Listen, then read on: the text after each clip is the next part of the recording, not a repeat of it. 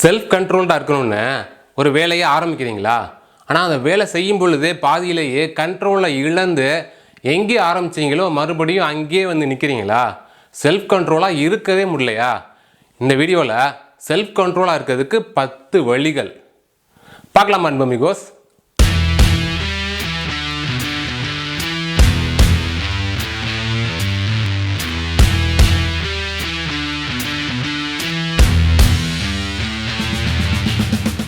வழிகளில் 7வது வழி உங்களுக்கு ரொம்ப ரொம்ப ஆச்சரியமாக இருக்கும். இப்படியும் செல்ஃப் கண்ட்ரோலாக இருக்கலாமான்னு.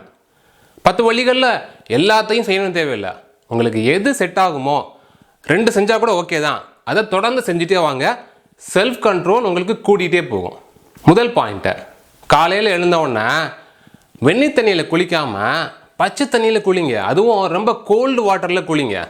Gold shower. நீங்கள் அதை குளிச்சுட்டே வந்தீங்கன்னா உங்களுடைய உடம்பை வருத்தும் பொழுது உங்களுடைய மனசும் சேர்ந்து செல்ஃப் கண்ட்ரோல்டாக இருக்கும். அதை ஒரு நாள் மட்டும் செய்யாதீங்க. என்னைக்கெல்லாம் முடியுமோ, என்னைக்கெல்லாம் குளிக்கிறீங்களோ அப்போல்லாம் கோல்டு ஷவர் எடுத்துக்கோங்க. வார்ம் வாட்டர் இருந்தால் நல்லா இருக்குமேனு பாடி அதுக்காக ஏங்கும். அந்த டயத்தில் உங்கள் பாடியை கண்ட்ரோல்டாக வச்சுருந்து பச்சை தண்ணியிலே குளிச்சுட்டு வாங்க. 2வது டெக்னிக், இது காலங்காலமாக நம்ம செஞ்சுக்கிட்டு வர்ற ஒரு விஷயம்தான். 2000 வருஷத்துக்கு முன்னாடி இருந்தே செய்கிறோம். என்னது இது? வாரத்தில் ஒரு வேளை விரதம் இருங்க, சாப்பிடாமல் இருங்க. சாப்பிடாமல் இருக்கிறதுனால என்ன பயன்னா, ஒன்று உங்களுடைய டைஜஸ்டிவ் சிஸ்டத்துக்கு ஓய்வு கொடுப்பீங்க. எந்நேரமும் அரைச்சிக்கிட்டே இருக்கா, அதுக்கு அட்லீஸ்ட் ஒரு வேளையாவது ஓய்வு கொடுக்கலாம் இல்லையா? அது ஒரு பெனிஃபிட்டு. இன்னொன்று, ஒரு வேளை சாப்பிடாமல் இருக்கும் பொழுது உங்களுடைய நாவை அடக்குறீங்க. நம்முடைய நாவுக்கு டேஸ்ட்டாக ஃபுட்டு கேட்டுக்கிட்டே இருக்கும் வேளா வேலைக்கு. ஒரு வேளை சாப்பிடாமல் இருக்கும் பொழுது நம்முடைய நாவை அடக்குறோம். அடக்குனா அது செல்ஃப் கண்ட்ரோல் தான். அதை நீங்கள் ஒவ்வொரு வாரமும் செஞ்சுட்டே வந்தீங்கன்னா செல்ஃப் கண்ட்ரோல் கூட்டிகிட்டே போகும். 3வது வழி, இது 2வது வழி மாதிரியே தான். போன வழியில் என்ன பண்ணோம்? வாரத்தில் ஒரு வேளை சாப்பிடாமல் இருந்தோம். இந்த இதில் என்ன பண்ண போகிறீங்கன்னா, வாரத்தில் ஒரு வேளை பச்சை காய்கறிகளை மட்டும் வேக வச்சு சாப்பிடுங்க. ப்ரோக்கோலி, பீன்ஸை, அவரைக்காய், கீரை, இந்த மாதிரி பச்சை காய்கறிகள் மட்டும் நல்லா வேக வச்சு சாப்பிடுங்க. இதையும் நீங்கள் வாரத்தில் ஒரு வேளை சாப்பிட்டே வந்தீங்கன்னு வச்சிங்களேன், செல்ஃப் கண்ட்ரோல் கண்டிப்பாக கூடும். நான் சும்மா வாரத்தில் ஒரு வேளைன்னு சொல்கிறேன். அட்லீஸ்ட் ஒரு வேளை உங்களால் முடிஞ்சா 2 வேளை 3 வேளை, ஏன் 5 வேளை கூட சாப்பிடுங்க. 4வது பாயிண்ட்டு, தினமும் தூங்க போகிறதுக்கு முன்னாடி ஒரு டைரி எடுத்து அன்னைக்கு செல்ஃப் கண்ட்ரோலாக இருக்கிறதுக்கு என்னென்ன பண்ணீங்க, என்னென்ன சேலஞ்சஸ் வந்துச்சு, எதனால செய்ய முடியாமல் போச்சுன்னு எல்லா சேலஞ்சஸையும் பாயிண்ட் பை பாயிண்ட்டாக எழுதி வைங்க. மறுநாள் காலையில் எழுந்தவுடனே எல்லா சேலஞ்சஸ்க்கும் ஒரு சொல்யூஷன் எழுதுங்க. இதை டெய்லி செஞ்சுட்டே வாங்க. இதை நீங்கள் செஞ்சுட்டே வந்தீங்கன்னா எல்லா சேலஞ்சஸ்க்கும் டிஃப்ரெண்ட் சொல்யூஷன்ஸ் கிடைக்கும். அந்த சொல்யூஷன்ஸை நீங்கள் இம்ப்ளிமெண்ட்டும் பண்ணலாம். போக போக எல்லா சேலஞ்சஸையும் போக்கி செல்ஃப் கண்ட்ரோல்டாக இருப்பீங்க. 5வது வழி, பெருசாக ஒன்று சாதிக்கணும்னா எல்லா சின்ன சின்ன விஷயங்களையும் சாக்ரிஃபைஸ் பண்ணணும். ஃபோன் பார்க்குறது, டிவி பார்க்குறது, படம் பார்க்குறது, இதெல்லாம் சின்ன சின்ன விஷயங்கள். அதில் வர சந்தோஷத்தை விட நீங்கள் பெருசாக செல்ஃப் கண்ட்ரோல்டாக இருந்து அதன் மூலமாக வர்ற சந்தோஷம் அதிக சந்தோஷம். அந்த மாதிரி ஒரு மாபெரும் சந்தோஷத்தை பெறுறதுக்கு முயற்சி பண்ணுங்கள். இந்த சின்ன சின்ன சந்தோஷத்தை பெறுறதுக்கு முயற்சி பண்ணவே பண்ணாதீங்க. 6வது வழி, சின்ன சின்ன வேலைகளை உடனே செய்யுங்க. எடுத்துக்காட்டுக்கு சாப்பிட்டு முடித்த உடனே போய் தட்டை கழுவிடுங்க. சமைச்சு முடித்த உடனே பாத்திரத்தை கழுவிடுங்க. ஸ்கூல் போயிட்டோ, ஆஃபீஸ் போயிட்டோ, இல்லை காலேஜ் போயிட்டோ வந்த உடனேயே ட்ரெஸ் சேஞ்ச் பண்ணிடுங்க. எந்தெந்த சின்ன வேலைகளை உடனே செய்ய முடியுமோ அதெல்லாம் உடனே செஞ்சு பழகுங்க. நீங்கள் சின்ன சின்ன வேலைகளை உடனே செஞ்சு பழகும் பொழுது தான் செல்ஃப் கண்ட்ரோல் அங்கே தான் ஆரம்பிக்கும். 7வது விஷயம், ஆச்சரியமான விஷயம். மேக்னா ஸ்ரீவஸ்தவான்னு ஒரு பொண்ணு 2018 சிபிஎஸ்சி டாப்பர். அந்த பொண்ணுக்கிட்ட கேட்டாங்க, நீங்கள் டிவி பார்க்குறது இல்லையா, நெட்ஃப்ளிக்ஸ் பார்க்குறது இல்லையா, அமேசான் ப்ரைம் பார்க்குறது இல்லையான்னு. அந்த பொண்ணு என்னமா சொன்னா, நான் எல்லாமே பார்ப்பேன், பார்த்தாலும் அளவோடு பார்ப்பேன்.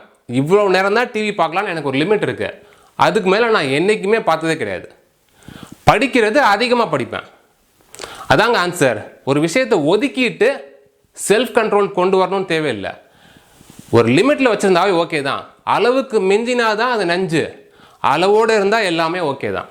8வது பாயிண்ட்டு, இம்மீடியட் கிராட்டிஃபிகேஷனை அவாய்ட் பண்ணுங்கள். எடுத்துக்காட்டுக்கு ஸ்மோக்கிங் பண்ணுறது, குடிக்கிறது, ஃபாஸ்ட் ஃபுட் சாப்பிட்றது, அதெல்லாம் செய்யும் பொழுது உங்களுக்கு ரொம்ப ரொம்ப நல்லாயிருக்கும். ஆனால் அதுவே ஒரு வருஷம் கழிச்சு, ஏன் ரொம்ப வருஷங்கள் கழிச்சு அதோட எஃபெக்ட் உங்களுக்கு தெரியும். அதனால இம்மீடியட் கிராட்டிஃபிகேஷன், அப்போதைக்கு ரொம்ப ரொம்ப சூப்பராக ஃபீல் பண்ண வைக்கிற விஷயங்களை தவிர்க்கிறதுக்கு ட்ரை பண்ணுங்க. எப்பயாவது ஒன் டைம்னா ஓகே, அதுவே டெய்லி செய்கிறதுனா ரொம்ப ரொம்ப கஷ்டம். செல்ஃப் கண்ட்ரோல் கொண்டு வர முடியாது. இப்போ சொல்ல போகிற பாயிண்ட் தான் முக்கியமான பாயிண்ட்டு, 9வது பாயிண்ட்டு. செல்ஃப் கண்ட்ரோல்ன்றது பரவக்கூடிய ஒரு விஷயம். ஒருத்தர்கிட்ட இன்னொருத்தருக்கு பரவும். அதனால் நீங்கள் என்ன பண்ணலான்னா, உங்களுக்கு செல்ஃப் கண்ட்ரோல் வரணும்னா வேற யாருக்கு அதே விஷயத்தில் செல்ஃப் கண்ட்ரோல் இருக்கோ அவங்க கூட அதிகமாக பேசுங்க, அவங்க கூட அதிகமாக நேரம் செலவழிங்க. ஒரு எடுத்துக்காட்டு சொல்லணும்னு வச்சுங்களேன், ரோட்டில் எல்லாருமே கீழே தான் குப்பையை போடுறாங்க. குப்பை தொட்டியில் யாருமே குப்பையை போடலன்னா உங்களுக்கும் குப்பை தொட்டியில் கொண்டு போய் போடணும்னு தோணவே தோணாது.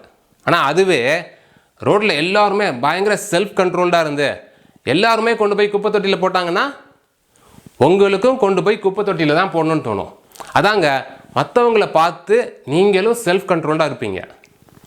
அதே மாதிரி தான் உங்களுக்கு வேறு எந்த வேலையில் செல்ஃப் கண்ட்ரோலாக இருக்கணும்னு தோணினாலும் அந்த வேலையில் யார் பயங்கர செல்ஃப் கண்ட்ரோல்டாக இருக்கா அவங்கக்கிட்ட போய் பேசுங்க, அவங்கக்கிட்ட பழகுங்க, அவங்கக்கிட்ட நல்ல ஐடியாஸ் டிப்ஸ் எல்லாம் கேளுங்க, அவங்கள ஃபாலோ பண்ணுங்கள். நீங்களும் செல்ஃப் கண்ட்ரோல்டாக இருப்பீங்க.